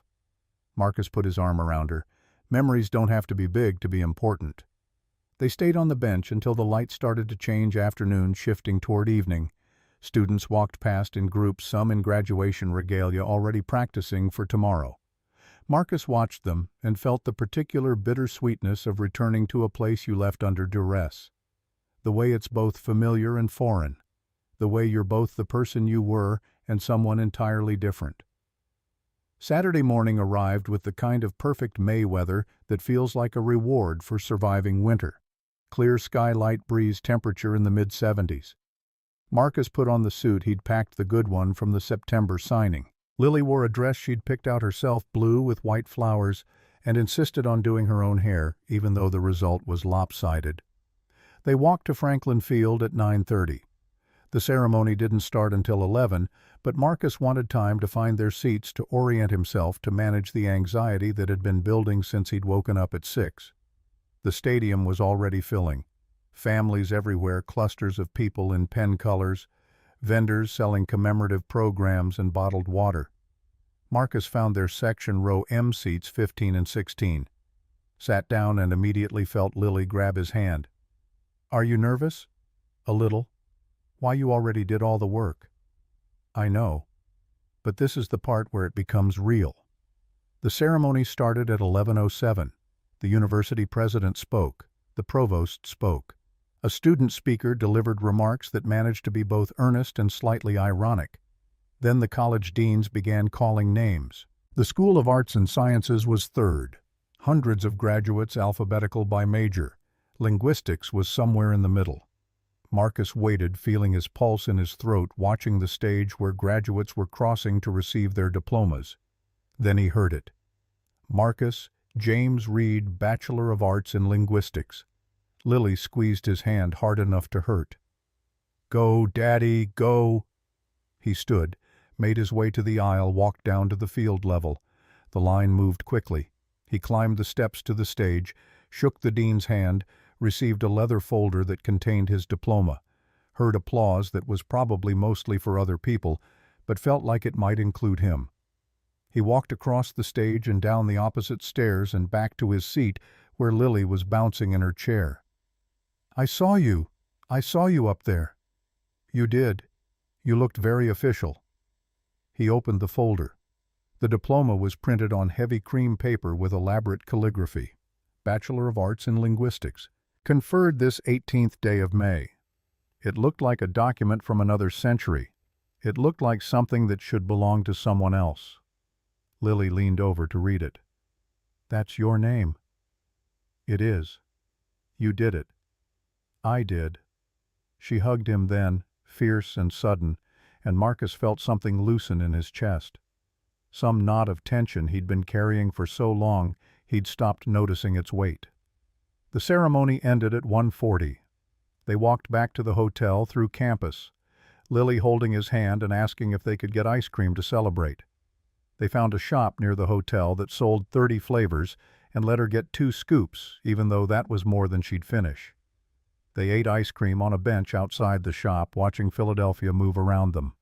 A city Marcus had lived in for 2.5 years and barely seen. Too busy studying, too busy working the campus jobs that paid for food and books, too busy trying to become something that turned out to be impossible to become in the time he'd had. Lily got chocolate on her dress and didn't care. Offered him a taste of her strawberry scoop and was offended when he declined. "How can you not like strawberry ice cream?" "That's weird, Daddy. I have other virtues." "Like what?" "Like I speak 8 languages and I remembered to bring napkins." He wiped the chocolate off her dress with one of the napkins, mostly successfully. They finished their ice cream and walked back to the hotel. Lily wanted to swim in the pool, so they went back to the room and changed and spent an hour in the hotel's basement pool, while Lily practiced her freestyle stroke and complained that the water was too cold. That evening they had dinner at a Vietnamese restaurant 3 blocks from the hotel. Lily ordered spring rolls and ate them one at a time with elaborate care, dipping each one in sauce and examining it before taking a bite. "Daddy, when you learned Vietnamese, did you eat Vietnamese food?" "I tried to. It helps to understand the culture when you're learning the language." "Did Mommy speak Vietnamese?" "No. She spoke English and a little Spanish. She learned Spanish in high school." "Did you teach her other languages?" "I tried to teach her French once. She said it was too hard and she'd rather I just translate for her." Lily smiled at this, pleased by the image of her mother refusing to do something difficult. "That sounds like her." "It does, doesn't it?" After dinner they walked back to the hotel through the warm evening. Penn students were everywhere, groups of them heading to parties or bars or late dinners the end of the semester, giving everything a celebratory edge. Marcus felt distinctly older than them, felt the decade plus that separated his college experience from theirs, felt the weight of everything that had happened in the years between. But he also felt something else. Something that might have been closure or might have been permission to stop carrying the past as a burden and start carrying it as simply a fact. Sunday morning they had breakfast in the hotel restaurant. Pancakes for Lily, coffee, and eggs for Marcus. The train back to Chicago left at 2. They had 4 hours to fill. "Want to see campus one more time?" Lily nodded, mouthful of pancake. They walked through Penn, slowly taking a different route than before. Marcus showed her the quad where he'd played frisbee with friends whose names he could barely remember now. The academic buildings where he'd taken classes in phonology and morphology and sociolinguistics. The coffee cart where he'd bought terrible coffee every morning because it was cheap and convenient. They ended up back at the bench, the one overlooking College Green. Sat down in the same spots they'd occupied Friday evening. Marcus looked at the view, the green and the buildings beyond it, the city visible in the distance. tried to articulate something he'd been thinking about since the ceremony yesterday. Lily, I want to tell you something about dreams. Okay. I used to think dreams were destinations, places you arrive at, and when I left school I thought I'd failed because I didn't arrive at the place I was aiming for. But you did arrive. You got your degree. I did. But that's not the point. The point is that dreams aren't destinations, they're directions, ways of moving through the world. And when I left here to take care of your mom, I didn't abandon my dream. I just found out it was pointing at something bigger than I'd realized. Lily looked at him with those eyes that saw more than 8-year-olds should have to see. What was it pointing at you? He felt the truth of it as he said it. And your mom. And the work I do now. All of it. The dream wasn't about getting a degree or having a certain job. It was about using language to help people understand each other. And I couldn't have learned how to do that just by staying in school. I had to learn it by living through things that were hard. So the hard things were good. The hard things were necessary. There's a difference. She thought about this, swinging her legs. Then I'm glad you came back here. To finish. Me too. Even if it took 11 years. Especially because it took 11 years. If it had been easy, it wouldn't mean as much. They sat in silence for a while, watching students pass. Then Lily leaned against him, and he put his arm around her, and they stayed like that until it was time to go catch their train. The ride back to Chicago was quieter than the ride out had been. Lily read her book for a while, then dozed, then woke up and asked questions about the landscape passing outside. Marcus worked on his laptop for 2 hours, reviewing notes for a negotiation scheduled for Tuesday in Boston, then gave up and just watched the country scroll past. They arrived at Union Station at 9 on Sunday night. Took the Red Line home. The apartment smelled stale from being closed up for 4 days. Marcus opened windows while Lily got ready for bed, letting the May night air circulate through the rooms. He tucked her in at 9:30, later than her usual bedtime, but she'd slept on the train. She was already half asleep when he kissed her forehead. Daddy. Yes, I'm proud of you. Thank you, sweetheart. She was asleep before he left the room.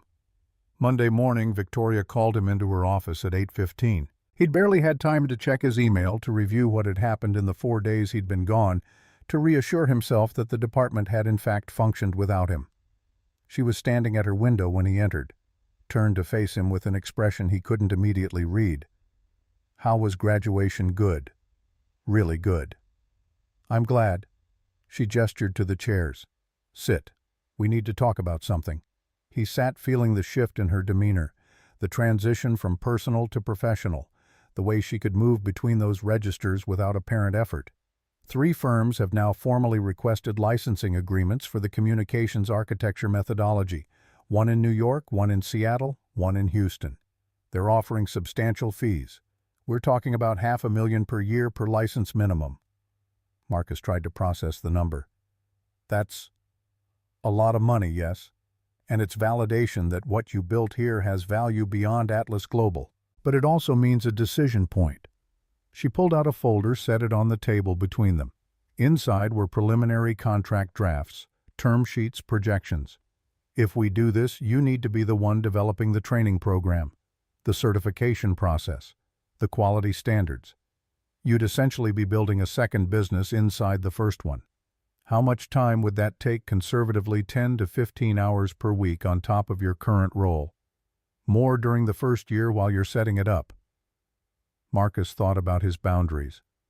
The hard stop at 6 p.m., the promise to Lily that he'd never be too busy for her, the carefully calibrated balance he'd built between work and the rest of his life. I can't do that without help. I know. That's why I'm authorizing 2 additional hires specifically for the training division. You'd oversee them, but they'd do the bulk of the execution.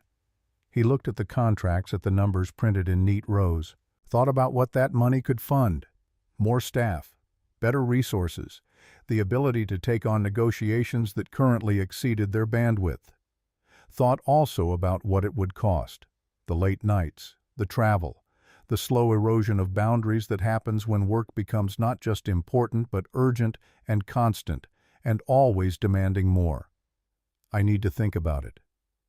Of course. Take a week. But Marcus, I want you to understand something. She leaned forward slightly, and he recognized the shift in her voice, the transition from boss to something closer to mentor. You've built something rare here, something that actually works. And when you build something that works, people want it. That's not a burden. That's evidence that you've succeeded. The question is whether you want to scale that success or contain it. The question stayed with him for the rest of the day, through meetings and emails and a conference call with the team in Boston about Tuesday's negotiation, through the train ride home and dinner with Lily and the hour he spent reviewing contracts at the kitchen table after she went to bed. Scaling versus containing, growth versus stability, ambition versus contentment. He thought about Sarah, about the conversations they'd had when he was in school and she was working nights at the hospital, the way she'd pushed him to think bigger, to aim for things that scared him, to trust that he was capable of more than he gave himself credit for. But she'd also been the one who'd said near the end, "Don't let my dying make you think you have to prove something. You don't have to earn your right to be here." Tuesday's negotiation in Boston was a shipping logistics deal, relatively straightforward, nothing like the complexity of the cross-continental infrastructure projects. Marcus observed more than participated, watched the lead negotiator, a woman named Jennifer Park, who'd been with Atlas Global for 12 years, navigate cultural differences with the ease of someone who'd done this hundreds of times. Afterward, over coffee at the hotel bar, Jennifer asked him the question he'd been waiting for someone to ask. "So what's it like? Going from cleaning floors to running a department in less than a year?" He considered his answer carefully. "Disorienting. I keep waiting for someone to realize there's been a mistake." "There hasn't been a mistake." Jennifer's voice was matter-of-fact. "You saved the biggest deal in company history. You built a team from scratch. You created a methodology that other firms want to license. That's not luck. That's competence. It doesn't always feel like competence. Sometimes it feels like I'm making it up as I go." She laughed at that, genuine and warm. "Marcus, everyone is making it up as they go. The difference is you're honest about it. That's actually what makes you good at this." He flew back to Chicago that night, arrived home at 11:30. Lily was asleep. He stood in her doorway for a long time, watching her breathe, thinking about the choices in front of him. Wednesday morning he told Victoria yes. Yes to the licensing agreements. Yes to building the training division. Yes to scaling instead of containing. "But I need one thing. Name it. I need it in writing that my boundaries hold. 6 p.m. unless it's an emergency. 1 week of travel per month maximum. If I say I need to be somewhere for Lily, that's final. No negotiation." Victoria didn't hesitate. "Done. I'll have Robert draft the addendum to your contract." The training division launched in July.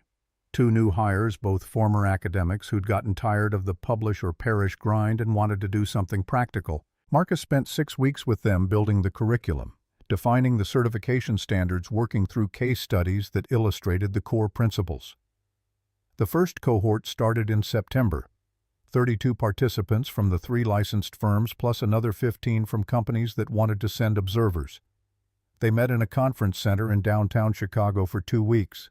Intensive training 8 hours a day, Marcus teaching the morning sessions and observing the afternoon ones. It was exhausting. It was exhilarating. It was evidence that the thing he'd built in a moment of desperation had become something that could outlast that moment. On the last day of the first session, one of the participants, a woman from the Seattle firm, raised her hand during the closing Q&A. "I have a question that's not about methodology." "Okay. How do you do this without burning out?" "You're running a department, teaching these courses, still working on live negotiations. How do you sustain it?" Marcus thought about lying, thought about giving the answer that sounded good, the one about passion and purpose and loving what you do. But Jennifer's words from Boston came back to him. The value of honesty. "I almost don't. I have very strict boundaries and I enforce them even when it's inconvenient. I have an 8-year-old daughter who's more important to me than any deal or any career achievement. And I've learned that if I don't protect the parts of my life that aren't about work, the work suffers too." The woman nodded, writing something down. Then, "Thank you. That's the most useful thing anyone's said all week." October brought the first serious test of his boundaries. A negotiation in Miami infrastructure development along the port. High stakes, multiple international parties. Absolute requirement for cultural navigation. Victoria wanted him there. The lead negotiator wanted him there. The client specifically requested him. The problem? It was the week of Lily's school play. She was playing a dolphin in an ocean-themed production. She'd been practicing her lines for 6 weeks. Marcus sent Victoria an email at 7 a.m. on Monday. "I can't do Miami. It's Lily's play." Victoria's response came back in 4 minutes. "Understood. I'll send Rebecca and Tobias." That was it. No argument, no guilt trip, no suggestion that maybe he could do both. Just acceptance that the boundary was real. The play was Thursday evening. Marcus sat in the elementary school auditorium with 40 other parents watching third graders in homemade costumes deliver lines about ocean conservation. Lily was nervous, forgot one of her cues, recovered beautifully. Afterward, she ran up to him with her face still painted like a dolphin and asked, "Did you see me? I saw everything. You were perfect. I messed up the part about the plastic. Nobody noticed." "I noticed." "Then you know for next time." She thought about this, satisfied. "Can we get ice cream?" Obviously, they got ice cream. Lily told him everything that had gone wrong backstage, every minor disaster that the audience hadn't seen. He listened with the full attention he'd promised himself he'd give her. No phone, no checking email, just being present for the thing that mattered. November brought the news that the Miami deal had closed successfully. Rebecca and Tobias had handled it without him. Sent him a summary afterward with the key cultural friction points they'd navigated, the moments where mistranslation could have derailed things, the solutions they'd implemented. Marcus read it and felt pride mixed with something that might have been relief. The department worked without him. He'd built it well enough that his absence wasn't a crisis. David Pritchard stopped by his office that afternoon, knocked on the open door. "Got a minute?" "Sure. Come in." David sat down, looking uncharacteristically uncertain. "I wanted to say something about Miami." "Okay. When I heard you weren't going, my first thought was that you were making a mistake, that the client would be disappointed, that the deal might suffer. Classic old-school thinking. And I was wrong. Rebecca and Tobias were excellent. The deal closed. And you were at your daughter's school play, which is where you should have been." He paused, seeming to work up to something. "I missed a lot of my kids' stuff when they were young. Told myself it was necessary, that providing for them meant being absent sometimes. And maybe it was necessary. But I also think I convinced myself it was more necessary than it actually was." His voice carried the weight of regret that comes from realizing something too late to change it. "What you're doing, the boundaries thing, it's smarter than the way I did it. I wanted you to know that." Marcus didn't know what to say. Settled on, "Thank you. That means a lot."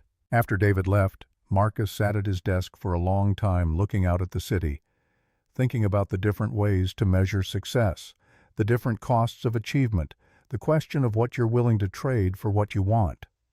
December brought the end-of-year reviews. Victoria called him in on the third Monday of the month. "Your department exceeded every metric we set. Revenue generation, client satisfaction, successful negotiation closure rates.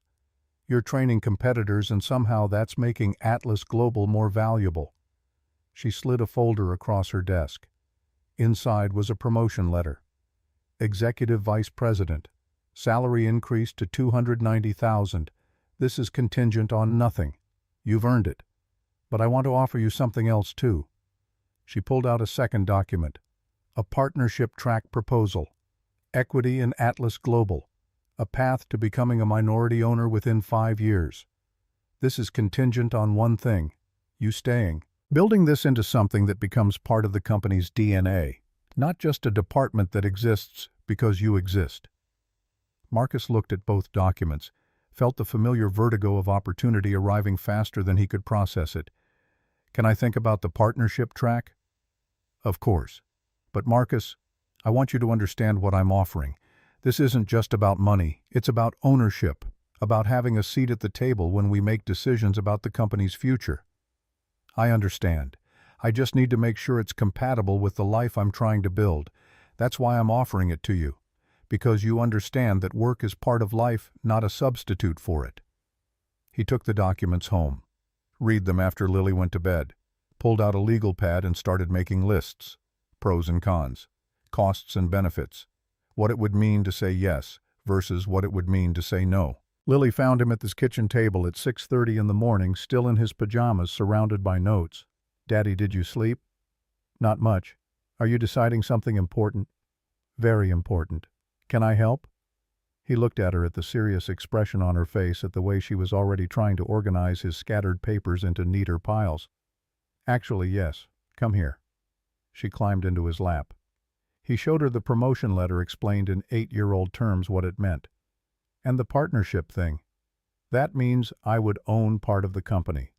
Like being a partial boss. Would you have to work more? Probably not more hours. But more responsibility. More pressure. Would you still come to my things? Always. That's not negotiable. Then I think you should do it." Her logic was straightforward, unencumbered by the complexity that made adult decisions paralyzing. If you still come to my things and you get to be a boss, that's good. It's not quite that simple. Grown-ups always say that. She twisted in his lap to look at him directly. But sometimes it is that simple. You like your job. You're good at it. They want to make you more of a boss. If it doesn't make you stop coming to my stuff, why wouldn't you do it? He laughed, surprised by the clarity of her reasoning. "You make an excellent point." "I know. Can we have pancakes?" They made pancakes together. Lily insisted on cracking the eggs herself and got shell in the batter, which Marcus fished out while she wasn't looking. They ate at the kitchen table with syrup and butter and the morning light coming through the windows. Marcus told Victoria yes on Monday. Yes to the promotion, yes to the partnership track, yes to ownership and responsibility and the long-term commitment that came with both. The promotion was announced internally on Wednesday. Marcus got 47 congratulatory emails and 3 offers to grab lunch from people he'd never spoken to before. David Pritchard sent a message that was characteristically direct. Well-deserved. Don't let it change you. The partnership track would formalize over the next year. Legal agreements, equity vesting schedules, board meetings he'd be expected to attend. But that was future Marcus's problem. Present Marcus had a negotiation in Seattle to prepare for, and Lily's parent-teacher conference on Thursday, and a training cohort starting the week after New Year's. Christmas came and went. Lily asked for books and art supplies and got both, plus a microscope that Marcus suspected she'd used twice before forgetting about it. They spent Christmas Day at home, just the two of them, making too much food and watching movies and not thinking about work. New Year's Eve was quiet. Lily fell asleep on the couch at 9:30. Marcus carried her to bed, then stood at the kitchen window doing what he'd been doing for 18 months now. Looking at the city, watching it breathe and shift and continue its indifferent existence. He thought about where he'd been a year ago. Director, not EVP. 4 people on his team, not 12. Running a department, not building a discipline. Lily asking if he was going to change, if the new job would make him disappear the way Sophie's dad had disappeared. He thought about the promises he'd kept and the boundaries he'd maintained and the deals he'd saved and the people he'd trained. Thought about the distance between where he'd started and where he was. Not the physical distance, though, that was measurable. The other kind. The kind that happens inside a person when they stop running from who they were and start building toward who they might become. The city didn't care about any of it. The lake sat black and enormous to the east. The towers downtown burned their late-night lights. The trains ran their routes. The people in their apartments and houses and hotels lived their lives without knowing or caring that Marcus Reid had once been invisible and was now seen. But he cared. And Lily cared. And the people whose deals he'd saved cared. And the students he'd trained cared. And that was enough. More than enough. At midnight he heard fireworks somewhere in the distance, watched the sky light up briefly, then fade back to its usual darkness, raised his coffee cup in a silent toast to the year ending and the year beginning and all the years that had led to this moment. Then he turned off the lights and went to bed. Tomorrow was Friday. Lily had a half-day at school. He'd promised to take her to the aquarium to see the dolphins. After that, maybe dinner somewhere nice. Maybe just home for grilled cheese and tomato soup. It didn't matter. What mattered was keeping promises, being present, showing up. The work would always be there, the negotiations, the training programs, the partnerships and promotions and all the metrics that measured success in quantifiable terms. But the immeasurable things, the ones that couldn't be captured in spreadsheets or year-end reviews, those were the ones that required constant attention, constant choice, constant recommitment to what actually mattered. Language is the architecture we build to carry meaning across distance. But meaning itself is simpler than that. It's being there when someone needs you. It's keeping your promises. It's choosing presence over prestige often enough that the choice becomes habit. Marcus had learned that the hard way, through loss and grief and 6 years of being more than he appeared while appearing to be nothing special. Through the service corridor and the mop cart and the careful practice of languages in the stolen moments between obligations. He'd learned that some bridges take years to build, that some distances can't be crossed quickly, that the work of translation, real translation, is never finished because understanding itself is never finished. It's ongoing, it's iterative. It's the practice of showing up and trying again and making space for other people's meaning to land. The year turned over. The city kept moving. Somewhere in the building, in an apartment 3 floors down, someone was playing music. Somewhere on the street below, a car alarm started and then stopped. Somewhere in the distance, a train announced its arrival with the long, low note that only freight trains make. Marcus fell asleep thinking about dolphins and signature whistles and whether Lily would remember to bring her camera to the aquarium. Fell asleep grateful for the ordinary concerns of ordinary days. Grateful for the privilege of having someone to show up for. Grateful for the long way home and the fact that he'd finally arrived.